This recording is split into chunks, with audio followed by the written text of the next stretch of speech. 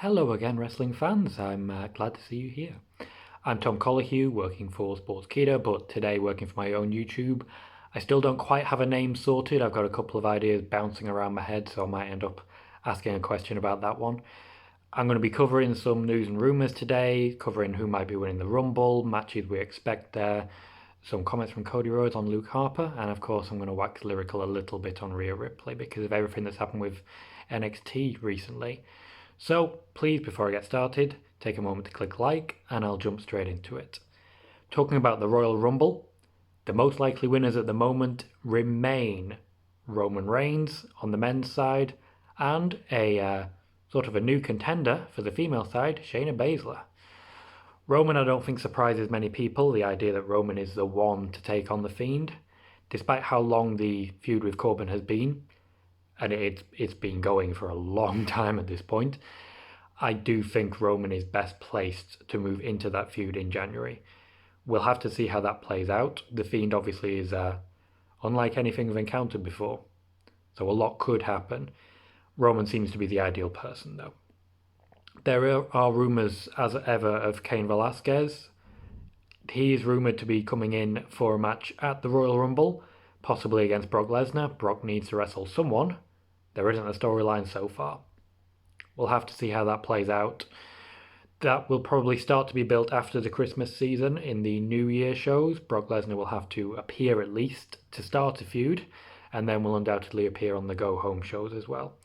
So whoever he will be feuding with, whether it be someone like Kevin Owens or Randy Orton or Cain Velasquez, we will see as that time comes. When it comes to Shayna Baszler, she is a new favourite, and I think looking at what's happened in NXT with Rhea Ripley winning the championship, she's definitely a very strong contender. Becky Lynch might have to get eyes in the back of her head.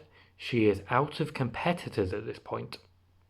There's an outside chance that we may see Nia Jax back soon, and she may be a contender to take on Becky Lynch, but Shayna seems the most likely at this point. Unless, of course, Asuka wins at the Royal Rumble. I don't personally see that happening, but Asuka versus Becky Lynch seems to be a lock, seems to be a win for Becky, and that should lead into a feud with Shayna Baszler as pretty much the only person left to feud with.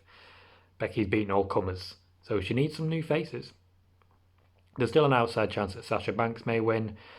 That would be good for Bayley. That would give Bayley a strong contender because the SmackDown roster is not particularly strong when it comes to the women's side. We could have someone like Io Shirai win the Rumble, shock contender, then take on Bayley. That would be interesting. Don't see it happening though. Baszler for me is still the favourite. Lynch versus Asuka I've touched on. That seems to be gaining more momentum now. I think that feud is going to really kick into gear once we get past these Christmas shows. Becky Lynch obviously is playing up to it. She has something on her back. She has someone she's never beat.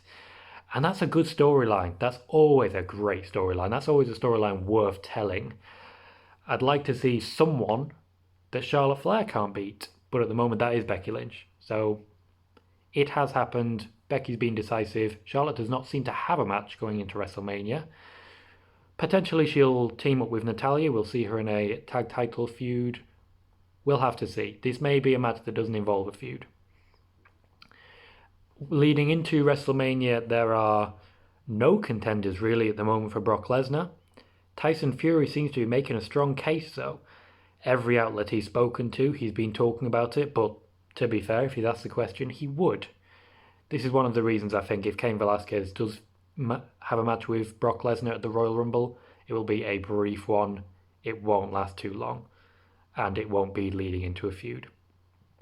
Whether or not Tyson Fury is the one to challenge Brock Lesnar is a question in itself. Tyson Fury is still quite green, and that can be a problem.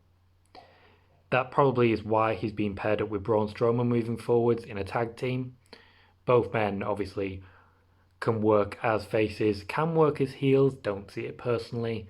But when you've got tag teams like the Revival who are very good at the fundamentals, you can have Tyson Fury tag in for a minute or so, work with those men and then tag back out again. The problem there is you have no one to hot tag to. So maybe Heavy Machinery will be involved. I think they could potentially be a good matchup against someone the prominence and bulk of Braun Strowman. Also, I don't know if they can do the whole backflip thing when they do the run around the ring. I'd like to see them try. I'd like to see Otis turn that into a worm. Just imagine that for a moment. Otis gets hit on the outside, turns, dives onto the floor and just does a worm. A worm counter. A caterpillar counter, of course. There has been comments from Cody Rhodes about Luke Harper. I mentioned previously when speaking about the release of Luke Harper, that Chris Jericho had been on the record previously vouching for him, and now so has Cody Rhodes. It really does strengthen the case and the idea that Luke Harper might be going to AEW. I don't think anyone will be upset by that. He didn't really have the chances in the WWE. It didn't work out for him. AEW will provide a good place for him to be if he does choose to go there. We've already seen with Sin Cara that there potentially at least isn't a 90-day no-compete, because Sin Cara seems to be involved in storylines down in AAA. We'll have to see about that. Luke Harper, I think, can come in relatively soon. I would imagine we will see him at their next pay-per-view. That seems the ideal time to introduce someone. Their next pay-per-view sold out in an hour, which is very impressive. So despite the ratings loss this week and the demographic loss this week for AEW, I'm not particularly concerned that they are on too bad a downward spiral. There is a concern that they're not managing to retain viewership, whereas NXT is, and NXT is growing. However, it's still early days for AEW.